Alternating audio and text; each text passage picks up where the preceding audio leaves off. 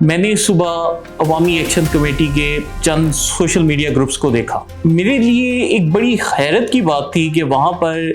कोई जो इनका सपोर्टर है वो रेंजर्स को मारने के तरीके बता रहा था। मैंने सब के स्क्रीनशॉट लिए। अगर किसी भी अवामी एक्शन कमेटी वालों को मेरी बातों में इख्लाफ हो, मैं एक चीज़ के सबूत भी साथ साथ इकट्ठा करता जाता हूँ। एक और चीज़ जो मैंने उस पूरे मामले में ऑब्जर्व की वो ये था कि इनमें से काफ़ी सारे अकाउंट्स जो से हैं वो कश्मीर से ही ऑपरेट हो रहे, ऐसी बातचीत कर रहे हैं जो कि पाकिस्तान के खिलाफ है, और ये लोग रहते भी कश्मीर के अंदर। उसमें कोई लोगों के जज्बात समझने की सलाहियत नहीं होती, और वो करता क्या है कि वो अपने मकासद को हासिल करने के लिए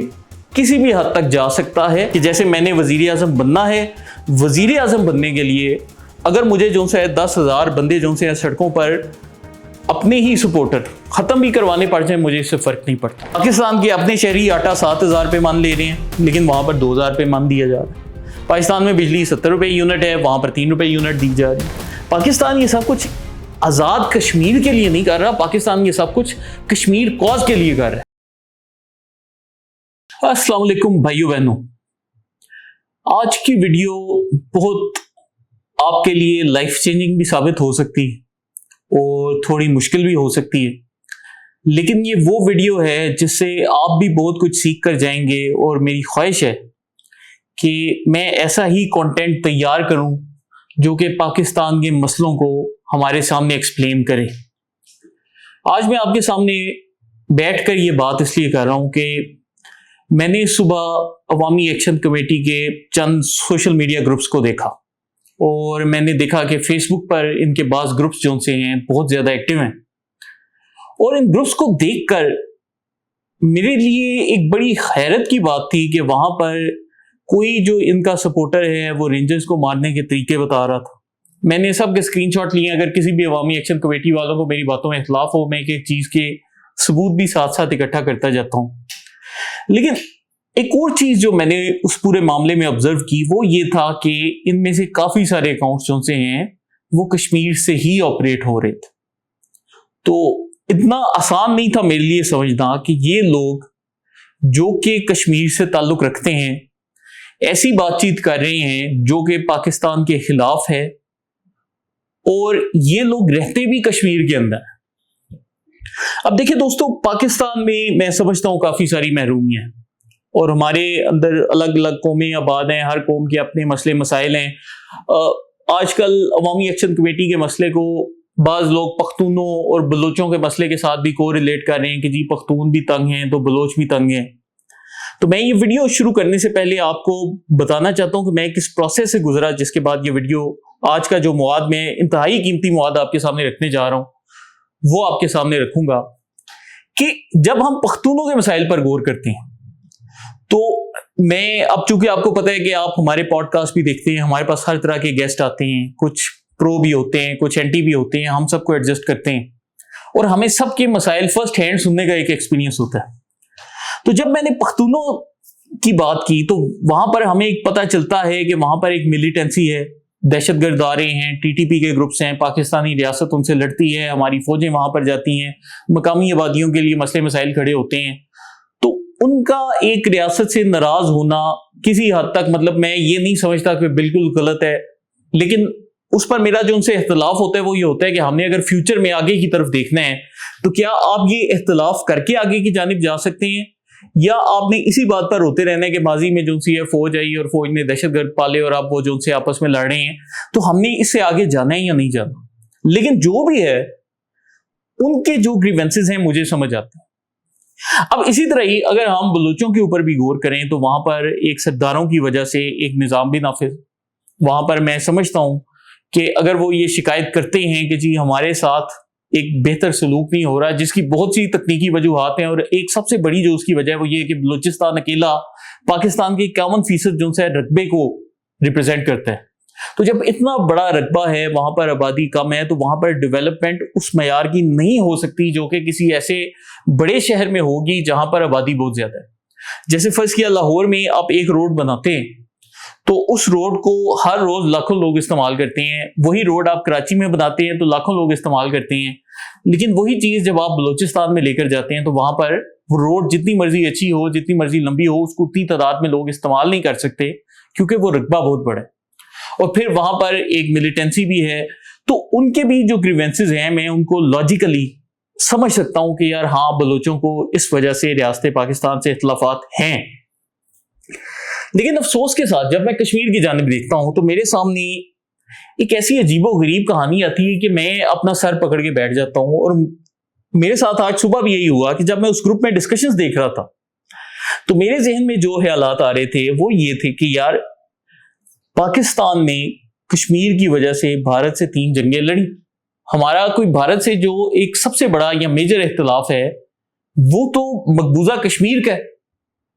اور 1965 کی جنگ ہم لڑ رہے ہیں, 48 کی جنگ لڑ رہے ہیں. 1971 میں وہ مقبول بھٹ جو کہ اس وقت یہ JKLF والے, یہ جو لوگ کن قطرے یہ عوامی ایکشن کمیٹی کو سپورٹ کر رہے ہیں, ان کا رہنما ہے.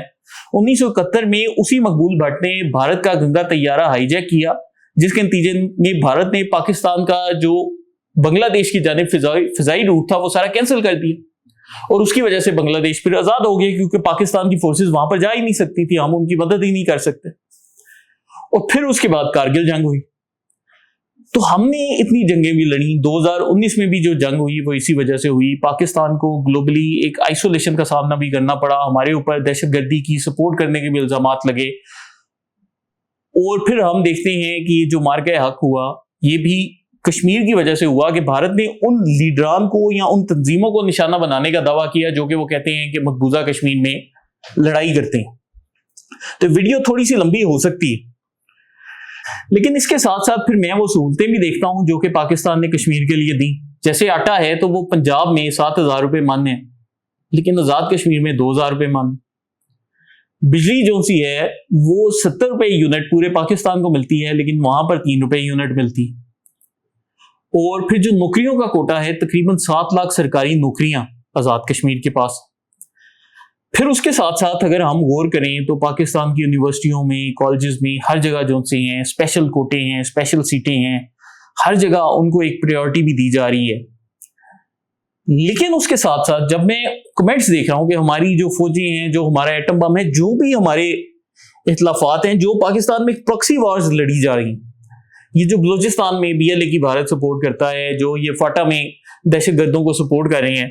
تو اس کی بھی بنیادی وجہ میجر گورو آریہ جو کہ بھارتی اسٹیبلشمنٹ کا ماؤتھ پیس ہے, اس نے کئی دفعہ بولا ہے کہ the road to peace in Balochistan goes through Kashmir, کہ اگر تم بلوچستان میں امن چاہتے ہو تو کشمیر جو سا ہے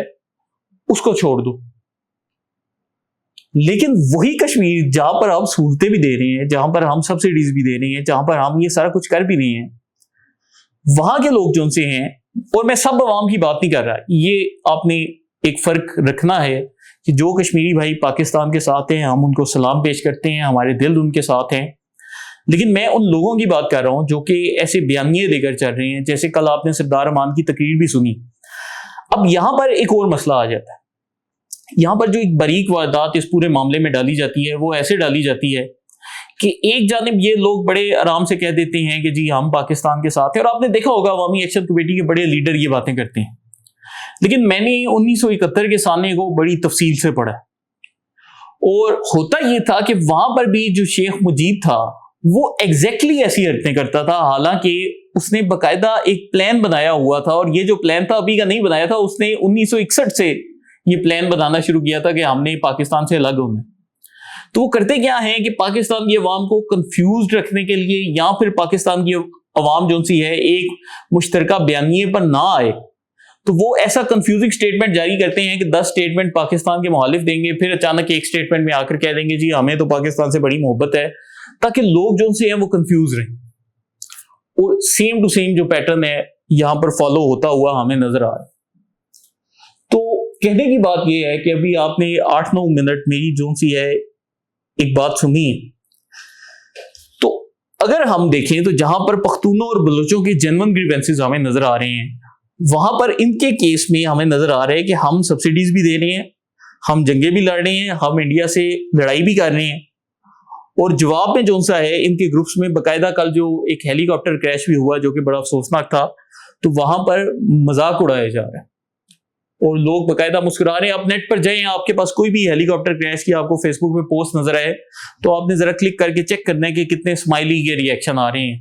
اور میں جانتا ہوں ان میں تحریک انصاف کے لوگ بھی ہوں گے, لیکن ان لوگوں کی بھی ایک بڑی تعداد ایسی حرکتیں کرنے میں شامل ہے. تو ایسی کیا وجہ ہے, پاکستان سے ایسی کیا غلطی ہو گئی, یا اس کی کیا سائنس ہے کہ یہ لوگ ایسا بہیو کر رہے ہیں؟ اور اب مجھے لگتا ہے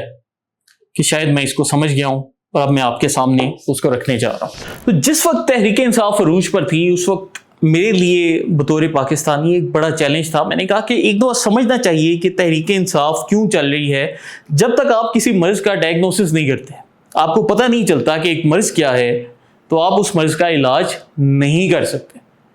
تو بطور ڈاکٹر میں نے ہمیشہ کوشش کی ہے کہ میں پہلے جب پاکستان کے خلاف بھی کوئی کوشش کرتا ہے تو ہم اس کو پہلے ڈائگنوز کریں کہ یار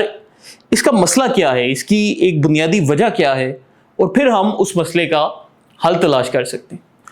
تحریک انصاف کے کیس میں ہم نے ایک بڑی چیز آبزرو کی کہ عمران خان جو ان سے تھے وہ سیویئر نارسسسٹک پرسنالٹی ڈس آرڈر نامی ایک جو مرض ہے اس کا شکار تھے. اب یہ مرض جس کو نرگسیت پسندی بھی کہا جاتا ہے اردو میں, اس میں ہوتا کیا ہے کہ وہ شخص جو کہ لیڈر ہوتا ہے وہ جذبات سے عاری ہوتا ہے, اس میں کوئی لوگوں کے جذبات سمجھنے کی صلاحیت نہیں ہوتی, اور وہ کرتا کیا ہے کہ وہ اپنے مقاصد کو حاصل کرنے کے لیے کسی بھی حد تک جا سکتا ہے. اور یہ جو مقاصد ہوتے ہیں یہ باہمی, مجموعی یا قومی مقاصد نہیں ہوتے, یہ اس بندے کے انڈیویجول ایک مقاصد ہوتے ہیں. کہ جیسے میں نے وزیر اعظم بننا ہے, وزیر اعظم بننے کے لیے اگر مجھے جو سے 10,000 بندے جو سے سڑکوں پر اپنے ہی سپورٹر ختم بھی کروانے پڑ جائیں, مجھے اس سے فرق نہیں پڑتا. تو ان لوگوں کو کسی کے دکھ سے, تکلیف سے, غم سے, کسی چیز سے کوئی فرق نہیں پڑتا, کیونکہ ان میں وہ چیز قدرتاً پائی ہی نہیں جاتی. تو اس میں یہ نہیں کہہ رہا کہ وہ بندہ جو کہ اس چیز کا شکار ہے وہ بہت بڑا کرمنل مائنڈ سیٹ ہے, نہیں. ہوتا یہ ہے کہ عام جو لوگ ہیں جیسے آپ ہیں یا میں ہوں, اگر کسی بندے کے ساتھ ظلم ہوگا, زیادتی ہوگی, ہمارے دل میں ایک تکلیف جنم لے گی جو کہ ایک نیچرل چیز ہے. لیکن یہ لوگ کیا کرتے ہیں کہ یہ دیکھتے ہیں کہ ہم نے اس تکلیف کو کیسے اپنے فائدے کے لیے استعمال کرنا ہے. اور یہ جو سوچ ہے یہ نہیں, ہمارے تحریک انصاف کے دوست اس پر بڑا غصہ بھی کریں گے, یہ نہیں کہ عمران خان اکیلے میں پائی جاتی ہے. آپ دنیا کے کافی بڑے لیڈرز دیکھیں, صدام حسین, ہٹلر, موسولینی, موجودہ دور میں ڈونلڈ ٹرمپ, یہ سب جو سے ہیں اس چیز کا شکار ہوتے ہیں. تو اپنے ایجنڈے کے لیے بغیر کسی جذبات کے اپنی خود پرستی کروانا, لوگوں کو کہنا کہ تم مجھے مسیحا مانو, اس کو کہا جاتا ہے نارسسزم. اور اس کے ساتھ میں نے ایک اور تھیوری دی تھی جو کہ میں آپ کے سامنے رکھتا ہوں, جس کو کہا جاتا ہے ڈوپامین تھیوری. اور اس کو پاکستان کے بہت سے میڈیا چینلز نے بھی دکھایا. اور اس میں نے کیا بولا کہ تحریک انصاف کے جو سپورٹرز ہیں بنیادی طور پر جب بھی وہ کوئی سنسنی خیز باتیں سنتے ہیں تو ان کے دماغ میں ڈوپامین ریلیز ہوتا ہے. ڈوپامین ایک ایسا کیمیکل ہے, ایک نیورو ٹرانسمیٹر ہے جو کہ آپ کے دماغ میں تب ریلیز ہوتا ہے جب آپ کو کوئی لطف ملے. جیسے لوگ سگریٹ پیتے ہیں تو کیا ہوتا ہے کہ دماغ میں ڈوپامین ریلیز ہو رہا ہے, تو وقتی طور پر انہیں احساس ہوتا ہے کہ ہمیں کوئی تحفہ مل رہا ہے, ہمیں کہیں سے ریوارڈ ملا ہے, کہیں سے ہمیں انعام حاصل ہوا ہے. تو اب کیا ہوتا ہے کہ جب آپ سگریٹ پینے والے سے سگریٹ چھین لیتے ہیں تو وہ شخص چڑچڑا ہو جاتا ہے, اس کا دل کرتا ہے میں لڑوں, میں کسی کو مکے ماروں, میں کچھ کروں. اسی طرح ہی تحریک انصاف کے لوگ سنسنی خیز خبریں سن کر اسی ڈوپامین کو اپنے دماغ میں ریلیز کرواتے ہیں. اب آج کے دور میں آپ دیکھتے ہوں گے کہ جیسے ہی بھارت پاکستان کے خلاف کوئی پروپیگنڈا لانچ کرواتا ہے, جیسے ہی افغان طالبان کوئی بیان دیتے ہیں کہ ہم پاکستان کو توڑ دیں گے, جیسے ہی یہ کشمیر میں کن قطرے سر اٹھاتے ہیں تو تحریک انصاف کے سپورٹر فوراً اٹھ کے ان کے پاس جمع ہو جاتے ہیں. اب ایک تو یہ ہے کہ ہم بولیں کہ یہ لوگ ملک دشمن ہیں, لیکن نہیں, اس کو سمجھنے کے لیے ہمیں وہی ڈوپامین تھیوری والے فارمولے پر واپس جانا پڑے گا. اب ہوتا کیا ہے کہ چونکہ ان کو سنسنی خیز خبروں سے ڈوپامین ملتی ہے تو عمران خان ان کو سنسنی خیز خبریں دیتا تھا اور ڈوپامین کا لیول بڑھاتا جاتا تھا. جیسے پاکستان ڈیفالٹ ہوگا, پاکستان کولیپس ہوگا, یہ لوگ پاکستان کو بیچ دیں گے, پاکستان اسرائیل کو تسلیم کر لے گا, پاکستان جو ان سے تباہی کی جانب جا رہا ہے, بہتر ہے اس ملک کے اوپر ایٹم بم مار دو. تو یہ ساری باتیں سن کر ان کے دماغ میں ایک ڈوپامین جاری ہوتی تھی. اب ہوا یہ کہ ہم نے ان سے ان کی ڈوپامین سپلائی چھین لی. عمران خان جو ان سے جیل میں چلے گئے, اب ان کے پاس یہ باتیں سنانے والا یا وہ شخص جو کہ ایسی سنسنی خیز خبریں دے وہ موجود نہیں رہا. پھر کیا ہوا کہ اس کی جگہ یوٹیوبرز نے لے لی, اب عمران ریاض ان کو بتاتا ہے کہ حکومت 4 دن میں جانے والی ہے, وہ اپنی مرضی سے قید میں بیٹھا ہے, وہ جی پی ٹی آئی کی وجہ سے جون سا جی اب پاکستان میں سونامی آ رہا ہے, جلسے ہوں گے, یہ ہوگا, علی امین گنڈا پور آئے گا, وہ جون سا لٹک جائے گا دیواروں کے ساتھ. تو ایسی باتیں سن کر پھر ڈوپامین کا سٹیپ 2 جون سا تھا ان کا چل رہا تھا. لیکن یوٹیوبرز کی بھی ایک لمٹ تھی, تو وہاں پر آ کر ڈوپامین کی سپلائی کٹ آف ہو گئی. پھر جو سے 3rd سٹیج ہے کہ اب بھی ان کو تو ڈوپامین چاہیے, کیونکہ اگر وہ نہیں ملے گی تو میں نے آپ کو بتایا جس طرح سگریٹ پینے والے کو سگریٹ نہیں ملتا, چڑچڑے ہو جاتے ہیں. تو اب ان کو جو 3rd سپلائی آف ڈوپامین ہے وہ بھارتی میڈیا سے, بھارتی چینلوں سے, گورو آریہ سے, ان سارے لوگوں سے انہوں نے ڈوپامین لینی شروع کی. پھر ان سے ہٹ کے جب افغان طالبان نے بولا کہ ہم پاکستانی فوج کو تباہ کر دیں گے, تو ان سنسنی خبروں سے انہیں ڈوپامین ملنی شروع ہوئی. اور اب یہ جو کن قطرے کشمیر میں احتجاج کر رہے ہیں اور کہہ رہے ہیں کہ جی ہم اس کو علیحدہ کریں گے, تو ان کو اب ادھر سے ڈوپامین مل رہی. تو یہ جتنے بھی مسئلے ہوتے ہیں یہ کہیں نہ کہیں نفسیات میں ہوتے ہیں, اور میں نے دیکھا ہے کہ ہمارے پاکستان میں اس کے اوپر پراپر ریسرچ نہیں کی جا رہی. تو میرا چونکہ بیک گراؤنڈ بھی تھوڑا سا میڈیسن کا ہے, تو اب یہی جو چیز ہے, ایک تو پی ٹی آئی کا سین ہے جس میں نارسسزم اوپر سے نیچے فلو کر رہا ہے. عمران خان جون سے ہیں وہ نرگسیت پرست ہیں, اور ان کے جو فالوورز ہیں ان کو وہ یہ چیز جو ہے استعمال کر رہے ہیں. کشمیر کے کیس میں یہ جو چیز ہے مکمل الٹی ہو جاتی ہے, اور اس کو کہا جاتا ہے کولیکٹیو نارسسزم. جب اوپر ایک لیڈر نارسسسٹ نہ ہو بلکہ ایک پورا جو معاشرہ ہے وہ نرگسیت کا شکار ہو جائے. کیسے ہوگا میں آپ کو انشاءاللہ باری باری ایکسپلین کرتا ہوں. 2001 میں ڈاکٹر ایگنیسکا گولیک ڈی زوالا نے یہ پوری کتاب لکھی تھی, the psychology of collective narcissism, insights from the social identity theory. یہ ان کی تصویر ہے, آپ کو یوٹیوب کے اوپر ان کی کافی ویڈیوز بھی مل جائیں گی. تو ہم نے ان کو آج تلاش کیا, اور اب ہم آپ کے سامنے ان کی بنیادی جو تھیوریز ہیں وہ رکھنے جا رہے ہیں. تو اب یہ کولیکٹیو نارسسزم میں کیا ہوتا ہے, میں یہ جو سلائیڈ ہے آپ کو دیکھنے میں مشکل لگے گی, لیکن میں چاہتا ہوں کہ اسکرین پر بھی جو ہمارے اسٹوڈنٹس ہیں جو کہ نفسیات پڑھ رہے ہیں ان کے لیے بڑی امپورٹنٹ ہے کہ اس میں ہوتا ہے انٹائٹلمنٹ پیراڈاکس. انٹائٹلمنٹ کیا ہوتی ہے کہ ایک بندہ یہ سمجھے کہ میں یہ ساری چیزیں ڈیزرو کرتا ہوں, کہ جو چیزیں اگر کوئی بندہ آپ کو پیسے دے رہا ہے, تحفے دے رہا ہے, گفٹ دے رہا ہے, پھول دے رہا ہے, چاکلیٹس دے رہا ہے, تو آپ یہ نہ سمجھیں کہ اس بندے نے اپنی جیب سے پیسے لگا کر میرے لیے اچھا کام کیا. آپ سمجھیں کہ میں یہ چاکلیٹس, یہ پیسے, یہ پھول, یہ ساری چیزیں ڈیزرو کرتا ہوں. اس کو کہا جاتا ہے انٹائٹلمنٹ پیراڈاکس. اور جو کولیکٹیو نارسسزم میں نے آپ کو بتایا کہ مقبوضہ کے آزاد کشمیر کے کیس میں اپلائی ہوتا ہے, وہ کیسے اپلائی ہوتا ہے آپ کے سامنے اس کی مثال رکھتے ہیں. کہ اب ہو یہ رہا ہے کہ پاکستان کشمیر کے بجٹ میں 300 ارب میں سے 250 ارب روپیہ بھی ادا کر رہا ہے. پاکستان کے اپنے شہری آٹا 7,000 روپے من لے رہے ہیں, لیکن وہاں پر 2,000 روپے من دیا جا رہا ہے. پاکستان میں بجلی 70 روپے یونٹ ہے, وہاں پر 3 روپے یونٹ دی جا رہی. اور پاکستان یہ سب کچھ کیوں کر رہا ہے, ہمیں یہ بھی تو سمجھنا ہے نا. پاکستان یہ سب کچھ آزاد کشمیر کے لیے نہیں کر رہا, پاکستان یہ سب کچھ کشمیر کاز کے لیے کر رہا ہے. کشمیر کاز کا کیا مطلب ہے کہ آزاد کشمیر میں جو حکومت قائم ہے وہ حکومت پاکستان کے نزدیک آزاد اور مقبوضہ کشمیر دونوں کی ترجمان ہے. تو پاکستان کیا کر رہا ہے کہ مقبوضہ کشمیر کے لوگوں نے جو قربانیاں دیں, جو ان کی سفرنگز تھی, جو ان کی تکالیف تھیں, ان ساروں کی وجہ سے سارے کشمیریوں کو, جن میں آزاد کشمیر بھی شامل ہے, ان کو نوکریاں, کوٹے, سستی بجلی, آٹا, سب کچھ دیا. لیکن جب عوامی ایکشن کمیٹی یہ ساری چیزیں دیکھتی ہے تو وہ کیا سمجھتے ہیں, وہ سمجھتے ہیں کہ ہم ان ساری چیزوں کے لیے انٹائٹلڈ ہیں, ہم ایک سپیریئر قوم ہیں جن کو سستی بجلی بھی ملنا چاہیے, سستا آٹا ہی ملنا چاہیے, کیونکہ ہم قوم ہی ایسی ہیں کہ ہم یہ ساری چیزیں ڈیزرو کرتے ہیں.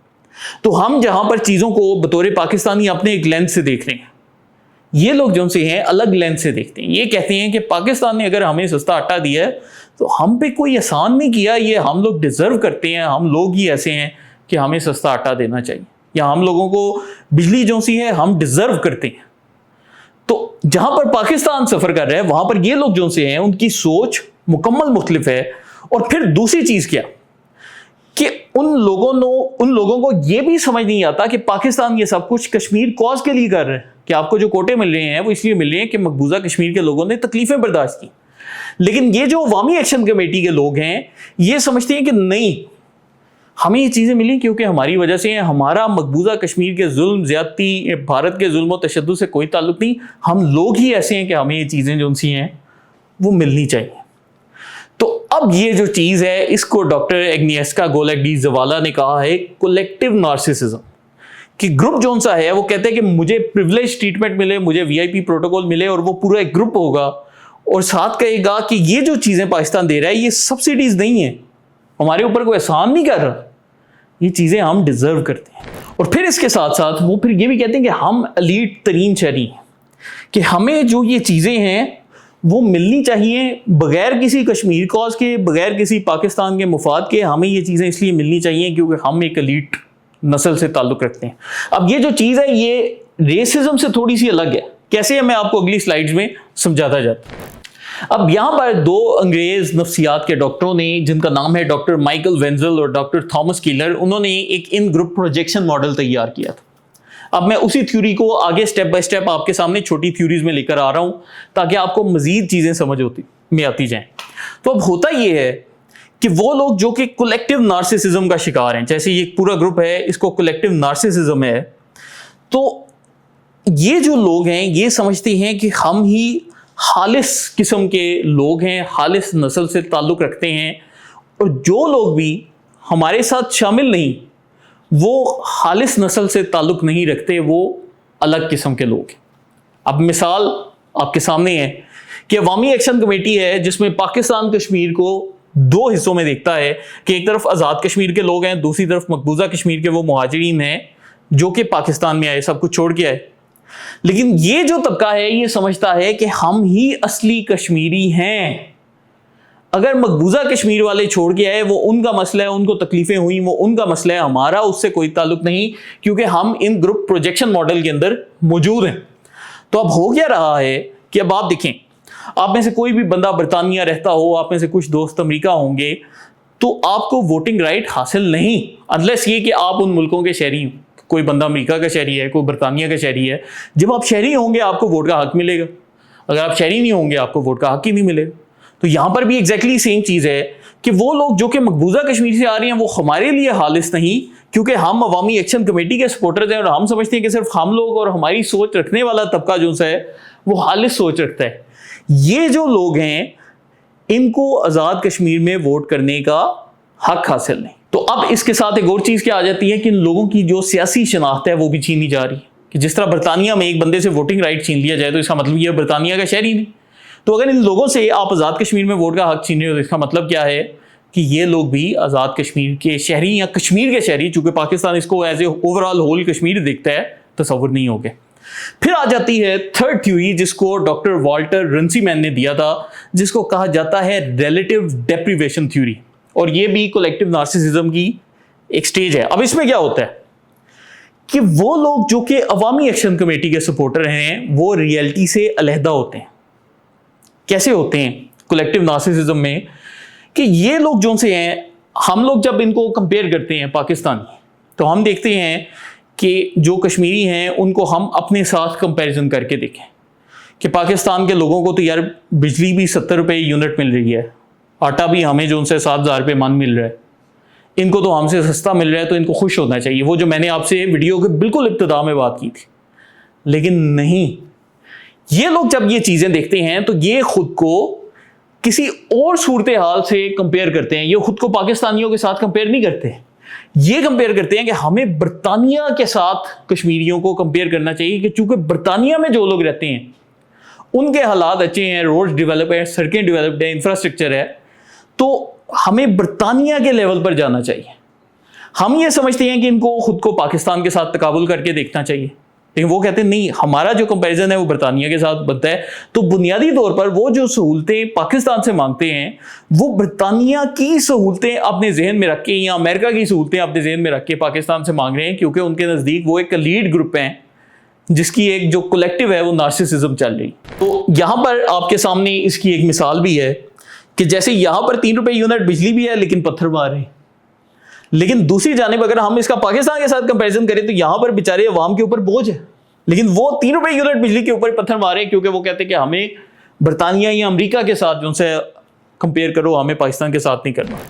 اب یہاں پر 2 مزید سائیکالوجسٹ تھے، ڈاکٹر کینتھ ڈاج اور ڈاکٹر ہنری تیجفل، اور انہوں نے ایک تھیوری دی ہے جس کو کہا جاتا ہے ہاسٹائل ایٹریبیوشن بائس۔ اب یہ تھیوری کیا ہے؟ اب اس تھیوری میں یہ سوچ ہے کہ کوئی بھی گروپ جو سا ہے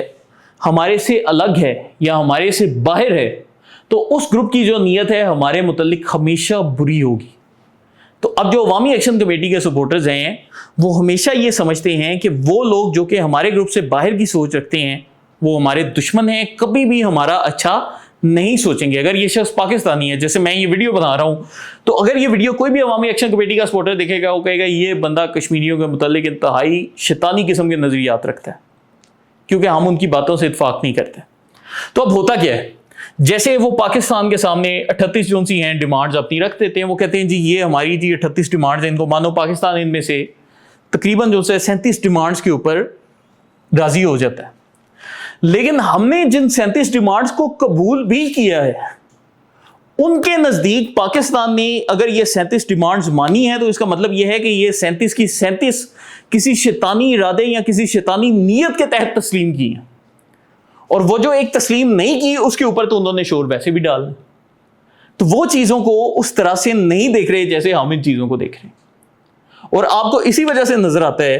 کہ جہاں پر ایک عام آدمی کو 38 ڈیمانڈز رکھے اور آپ اس کی 37 مان لیں تو وہ بھی کہتے ہیں یار چلو ایک دو چھوڑ دیتے ہیں. تو یہاں پر ان کی جب 37 ہم نے مانی ہے تو ان کو اس پر بھی غصہ چڑھ رہا ہے کہ یہ جو آؤٹ گروپ ہے جس کو ہم اپنا دشمن تصور کرتے ہیں یہ کیوں ہماری 37 ڈیمانڈز مان رہے ہیں, اور پھر آپ کو اس کے نتیجے میں ان کا ایک غصہ نظر آتا ہے. اب اس کے بعد دوستو اسی کولیکٹیو نارسسزم میں ایک اور جو سب گروپ آ جاتا ہے وہ ہے سپلٹنگ کا, کہ بلیک اور وائٹ جو سی ہے ان لوگوں کی سوچ ہو جاتی ہے. یہ ڈاکٹر میلنی کلائن نے پیش کیا تھا, اور اس میں ان لوگوں کا بنیادی طور پر کانسیپٹ کیا بن جاتا ہے کہ ایک وہ گروپ ہے جو کہ خالص ہے, جو کہ ہمارا گروپ ہے, جو کہ ہماری سوچ رکھتا ہے عوامی ایکشن کمیٹی والی, اور ایک وہ گروپ ہے جو کہ خالص نہیں, جو کہ ہماری سوچ نہیں رکھتا. تو بنیادی طور پر دنیا میں یہ نہیں ہوتا کہ ایک چیز جو سی ہے 100% درست ہو, ایک چیز 100% غلط ہو. جیسے آپ نے دیکھا کہ ویڈیو کے شروع میں جب میں آپ کے ساتھ بات کرنے لگا تو میں نے آپ کے سامنے بولا کہ میں ایکنالج کرتا ہوں کہ پختونوں کے ساتھ بھی زیادتی ہوئی ہے, میں ایکنالج کرتا ہوں کہ بلوچوں کے ساتھ بھی بعض مقامات پر زیادتی ہوئی ہے. تو میں نے اندھا دھند آپ کے سامنے اسٹیٹ کا دفاع نہیں کیا کہ میں جی ریاست کا جو سا آخری حد تک دفاع کریں گے اور یہ وہ, کیونکہ کچھ چیزیں ہمیں ماننی چاہیے. ہاں کچھ جگہوں پر جہاں پر وہ دہشت گردی کرتے ہیں وہ لوگ غلط ہوتے ہیں. تو ہر چیز جو سی ہے بلیک اور وائٹ نہیں ہوتی, کچھ چیزیں گرے میں ہوتی ہیں, کچھ چیزیں ان کی اچھی ہوتی ہیں, کچھ ادھر کی اچھی ہوتی ہیں. لیکن جب ایسے گروپس آتے ہیں جو کہ کولیکٹیو نارسسزم پر یقین رکھتے ہیں تو وہ کیا کرتے ہیں, ان کی سوچ ہو جاتی ہے بلیک اور وائٹ. تو مطلب یہ کہ جو ہمارے ساتھ ہے وہ غلطی سے پاک ہے, چاہے اس بندے نے کشمیر کی حکومت میں 10 ارب روپے کی کرپشن کی ہو, اگر وہ ہمارے گروپ کے ساتھ آ گیا ہے تو وہ غلطیوں سے مبرہ ہے. لیکن اگر کوئی بندہ ہمارے ساتھ نہیں اور بے شک اس نے پوری زندگی میں کوئی زیادتی نہیں کی تو وہ کہتے ہیں کہ جی یہ سہولت کار ہے, اس سہولت کار کی موت ہے, اس طرح کی باتیں کرتے ہیں. تو اب آپ اگر کشمیر کی صورتحال میں اسے دیکھیں تو وہ تمام سیاستدان جو کہ ان کے حق میں بولتے ہیں, بے شک انہوں نے بیوروکریٹس ہوں, انہوں نے ساری عمر کرپشن کی ہو, یہ کہتے ہیں نہیں وہ بڑے عظیم لوگ ہیں. لیکن وہ پاکستانی جو کہ ان کا بھلا بھی کرنا چاہیں گے وہ کہیں گے کہ چونکہ یہ آؤٹ گروپ ہے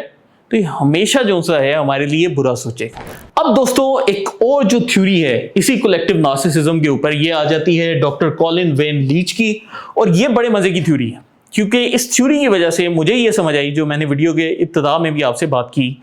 کہ ایک طرف ہمارے جوان جو سے ہیلی کاپٹر حادثے میں شہید ہوئے اور وہاں پر میں ان کے گروپس میں جو سا ہوں خوشیاں مناتے ہوئے انہیں دیکھ رہا ہوں, تو اس کی کیا وجہ ہے؟ تو اس کو کہا جاتا ہے inter group shot and fruit. ٹھیک ہے, اب یہ جو کانسیپٹ ہے بنیادی طور پر کیا کانسیپٹ ہے کہ یہ لوگ سمجھتے ہیں کہ ہم چونکہ ایک خالص گروپ ہیں, ہمارا ایک ہی گروپ ہے, تو کوئی بھی جو ہمارے گروپ کے باہر ہوگا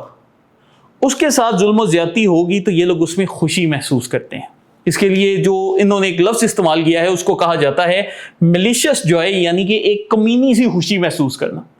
کہ ہیلی کاپٹر گر گیا ہے, جوان شہید ہو گئے ہیں, خوش ہو رہے ہیں, گروپوں میں خوشیاں منا رہے ہیں, اسٹیٹسز پہ جو سے اسمائلیاں ڈال رہے ہیں, کیونکہ ان لوگوں کے نزدیک جو بھی آؤٹ گروپ کا بندہ ہے وہ ہمارا دشمن ہے. اور آپ ابھی اس کو دیکھ بھی سکتے ہیں سوشل میڈیا پر کہ جہاں پر ایک ہیلی کاپٹر کریش ہوتا ہے, 21 جوان ہوتے ہیں, شہید ہوتے ہیں, وہاں پر یہ نیچے جو سے اسمائلیاں ڈال رہے ہیں. اب وہ لوگ جو کہ ان کے گروپ کے ساتھ نہیں, جیسے آپ نے دیکھا بھی ہوگا کہ مظفر آباد میں خواتین باقاعدہ ویڈیو بنا کر رو رہی تھیں, کشمیر کی مائیں, لیکن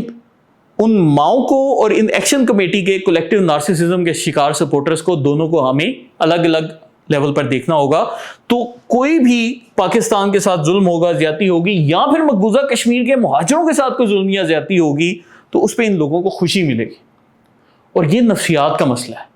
اور آپ دیکھیں کہ یہی جو چیزیں ہیں اگر آپ تحریک انصاف کے سپورٹروں پر بھی کریں تو ان پر بھی کچھ حد تک اپلائی ہوتی ہیں، لیکن ان کا کیس ان سے مختلف ہے کیونکہ ان کا لیڈر نارسسزم پہ ہے. یہاں پر ہمیں collective as a group narcissism کو دیکھنا پڑ رہا ہے. اس کے بعد آ جاتی ہے ایک تھیوری ڈاکٹر ایلبرٹ بندورا کی، اور جس کو کہا جاتا ہے مورل ڈس انگیجمنٹ. اور اس میں کیا ہوتا ہے کہ یہ لوگ کہتے ہیں کہ چونکہ ہمارے گروپ کا ایک خالص نظریہ ہے تو ہم اس کے لیے اپنے اخلاقیات کو کہیں دور چھوڑ کے آ جائیں گے. تو یہ کیا کریں گے کہ اپنے ذہن کو مورلی اخلاقیات سے دور کر دیں گے، مورل سے دور کر دیں گے. اور یہ جو ان کا کانسیپٹ ہے بنیادی طور پر کیا ہے کہ جب بھی یہ سمجھتے ہیں کہ ہمارا ایک بڑا مقصد ہے. اب بڑا مقصد کیا ہے؟ جیسے ان کن قطروں نے اپنا ایک بڑا مقصد ایکسپلین کیا ہے کہ جی ہم جو ان سے ہیں کشمیر کو خود مختار بنائیں گے، اس طرح کی باتیں کرتے ہیں. حالانکہ ان کو بھی پتہ ہے کہ اس وقت جو واحد کشمیر کی سپورٹ بیس ہے آپ اسی کو نقصان پہنچا رہے ہو، لیکن وہ کہتے ہیں کہ ٹھیک ہے کوئی مسئلہ نہیں، پاکستان ہمارے لیے کوئی اچھا کرتا ہے، کوئی چیزیں کرتا ہے، پھر بھی ہم ان کے ساتھ اگر برا کہیں گے تو ہم احسان کا بدلہ احسان اگر نہیں دے رہے تو اس لیے نہیں دے رہے کیونکہ ہمارا ایک بڑا مقصد ہے. اور اسی وجہ سے آپ دیکھیں کہ وہ سی ایم ایچ راولہ کوٹ جو کہ زخمیوں کو دیکھ رہا تھا، انہوں نے جا کر وہاں پر بھی حملہ کیا، 4 جو پولیس کے اہلکار تھے ان کو شہید بھی کیا، پھر جواب میں پولیس کی فائرنگ سے اپنے لوگوں کو بھی جو ان سے نقصان پہنچا. لیکن وہ کرتے کیا ہیں کہ بے شک ہمیں ہسپتال پہ بھی حملہ کرنا پڑے جو کہ اخلاقیات سے ایک آری چیز ہے، جس کی ویڈیوز بھی موجود ہیں، سب کچھ موجود ہیں، لیکن وہ جسٹیفائڈ ہے کیونکہ ہم ایک بڑے کاز کے لیے کام کر رہے ہیں. اور اس کے بعد پھر آ جاتا ہے وکٹم ہوڈ کیپٹلائزیشن. یہ ڈاکٹر ڈینیل برٹال کا کانسیپٹ ہے اور یہ بڑا امپورٹنٹ کانسیپٹ ہے کہ یہ لوگ جو سے ہیں ٹراما کو ویپنائز کرتے ہیں. ٹراما کا مطلب کہ کسی کو دکھ تکلیف پہنچے تو اس کا ہتھیار بنا لینا ہے. کیسے بنانا ہے کہ فرض کیا یہ لوگ جاتے ہیں سیکیورٹی اہلکاروں کے سامنے کوئی نعرے بازی کرتے ہیں یا ان پہ ظلم و زیادتی کرتے ہیں یا ان پہ پتھر پھینکتے ہیں یا ان پہ حملہ کرتے ہیں، اور جواب میں سیکیورٹی ادارے ان کو جواب دیں گے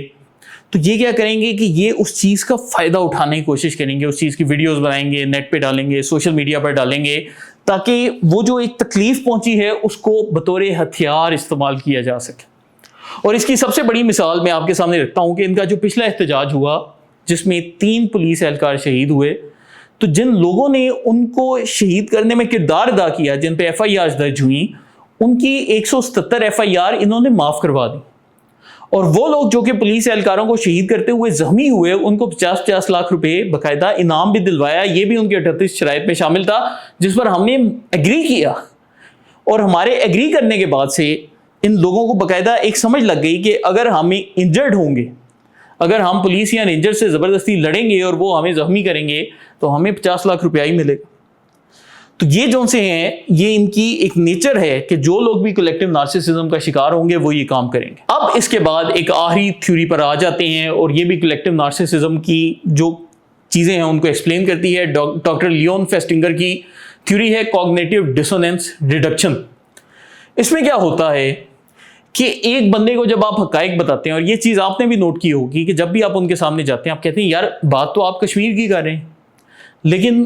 آپ جب کشمیر کی قوم پرستی کی بات کر رہے ہیں تو آپ یہ بھی کہہ رہے ہیں کہ مقبوضہ کشمیر کے مہاجر جو پاکستان میں رہتے ہیں ان کو ووٹ کا حق نہیں ملنا چاہیے، تو آپ تو ان سے ان کی شناخت چھین رہے ہیں. تو یہ لوگ یہ چیز سمجھیں گے، ان کے دماغ میں بھی آئے گی، ان کو یہ بھی پتہ ہے کہ آپ ٹھیک کہہ رہے ہیں کہ ہم تو کشمیریوں کو تقسیم کر رہے ہیں. لیکن کوگنیٹیو ڈسوننس ریڈکشن میں کیا ہوتا ہے کہ جب بھی حقائق آپ کے جو بلیف سسٹم ہے، جن چیزوں پر آپ یقین رکھتے ہیں، جب بھی حقائق ان کے خلاف ہوں گے تو آپ کیا کریں گے کہ آپ کہیں گے کہ نہیں، جس چیز پر میرا یقین ہے میں اس پر یقین رکھوں گا اور میں حقائق کو دروازے سے باہر پھینک دوں گا. تو جب بھی آپ یہ انہیں بتائیں گے کہ آپ کشمیریوں کو تقسیم کر رہے ہیں، وہ کہہ رہے ہیں کہ وہ کہیں گے کہ شاید ہم کر رہے ہوں، لیکن وہ اس چیز کو نہیں مانیں گے، اس کو سائڈ پہ کر دیں گے اور کہیں گے کشمیر پر ظلم زیادتی ہو رہی. اور ایگزیکٹلی یہی چیز آپ کو پھر نظر بھی آتی ہے. اب اس کی میں آپ کو ایک اور مثال دیتا ہوں. جیسے یہ لوگ کہتے ہیں کہ جی منگلا ڈیم کشمیر میں، حالانکہ منگلا ڈیم کے بدلے باقاعدہ ان کو زمینیں دی گئیں پنجاب میں. میرپور جو نیا شہر اب بسا ہے وہاں پر بھی زمینیں دی گئیں. منگلا ڈیم اب باقاعدہ پنجاب کا حصہ بن چکا ہے، لیکن کہتے ہیں نہیں ہمیں منگلا ڈیم کی رائلٹی چاہیے، حالانکہ اس کا حقائق سے کوئی تعلق نہیں. لیکن اب جب بھی آپ حقائق بتائیں گے وہ ان کو سائڈ پہ کر دیں گے, وہ کہیں گے نہیں ہمارا ماننا ہے کہ منگلا ڈیم ہمارا ہے تو ہمارا ہے. اسی طرح یہ لوگ آپ کو بولیں گے کہ پانی کے جو تینوں دریا ہیں وہ کشمیر سے آتے ہیں, لیکن آپ ان کو بتائیں گے کہ یار یہ جو دریائے چناب ہے یہ تو سیالکوٹ سائڈ سے آ رہا ہے, اور یہ جو دریائے سندھ ہے یہ تو گلگت بلتستان سے آ رہا ہے, تو کشمیر سے تو صرف دریائے جہلم آتا ہے. تو وہ کہیں گے نہیں نہیں تم جھوٹ بول رہے ہو, تینوں دریا ہم سے آتے ہیں, اور حقائق کو سائڈ پہ کر کے اپنا جو بلیف سسٹم ہے وہ آپ پر نافذ کر دیں گے.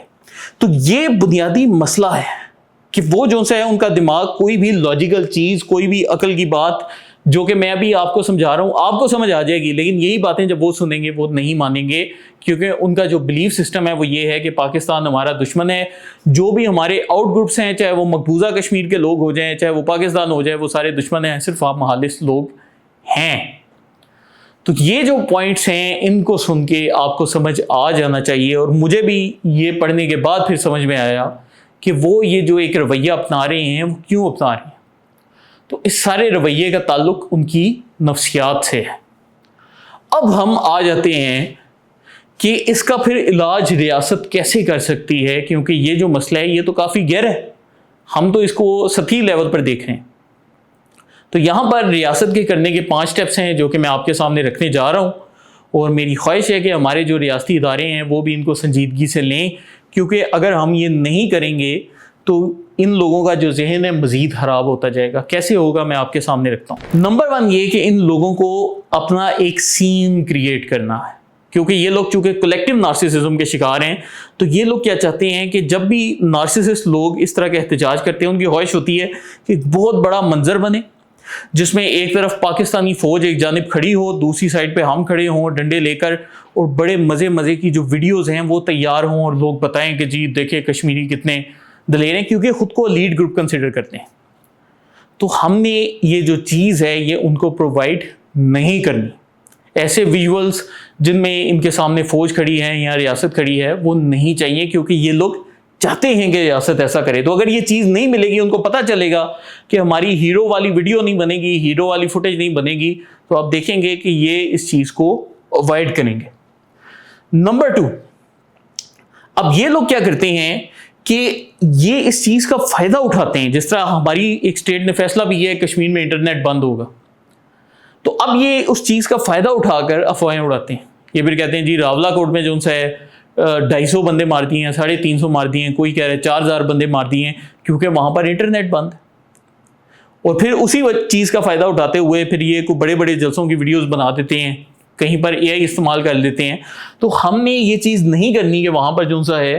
انٹرنیٹ کو بند کریں. میرا مشورہ یہ ہے کہ اگر ہم اس تھیوری کو دیکھیں کولیکٹیو نارسسزم کی, تو انٹرنیٹ کھلا رکھنا چاہیے. وہاں پر صحافیوں کو باقاعدہ دعوت دیں اور وہ جا کر ساری چیزیں اپنی آنکھوں سے دیکھیں, بجائے اس کے کہ یہ لوگ انفارمیشن کے فلو کے اوپر مکمل کنٹرول رکھیں. اگر انٹرنیٹ کھلا رہے گا, وہاں سے لائیو ویڈیوز آئیں گی, تو عوام کو سچ کا پتہ چلتا رہے گا, اور وہاں کے لوگوں میں یہ جو افواہ سازی کرتے ہیں وہ نہیں ممکن ہو سکے گی. اس کے بعد نمبر 3 یہ کہ ہم نے دیکھنا ہے کہ ان میں سے کتنے لوگ وہ ہیں جو کہ متشدد ہیں. تو اب یہ لوگ چاہتے کیا ہیں, یہ لوگ یہ چاہتے ہیں کہ ہم اگر جتھے یا ہجوم لے کر جا رہے ہیں,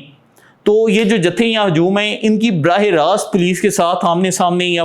فورسز کے ساتھ کشتی ہو. تو لوگوں کے سامنے ایک منظر بنے کہ ہم جی جتھے بن کے جا رہے ہیں اور فورسز ہمارے اوپر فائرنگ کر رہی ہیں اور گولیاں چلا رہی ہیں اور جی ڈنڈے برسائے جا رہے ہیں. یہ ان کا بنیادی ایجنڈا ہوتا ہے. لیکن آپ نے ذہن میں رکھنا ہے کہ اگر ایک جگہ پر 15,000 بندے جمع ہیں, تو وہ 15,000 کے 15,000 لڑائی کے لیے نہیں آئے. ان میں جو شیطانی عناصر ہوتی ہیں ان کی تعداد 300 سے 400 ہوتی ہے. تو ان 300 سے 400 لوگوں کے اوپر فوکس کرنے ہیں, بجائے اس کے کہ ان لوگوں کو ویژولز پرووائڈ کیے جائیں کہ جی یہ 15,000 لوگوں سے پاکستانی ریاست جو سی ہے یا کشمیر کی جو ریاست ہے وہ جنگ لڑ رہی ہے. پھر ایک چیز یہ ہوتی ہے کہ یہ لوگ چاہتے ہیں ایسے منظر کریٹ کرنا جس میں نظر آئے کہ یہ بہت بڑے ہیں. اب یہ منظر کیسے ہو سکتے ہیں, جیسے ایک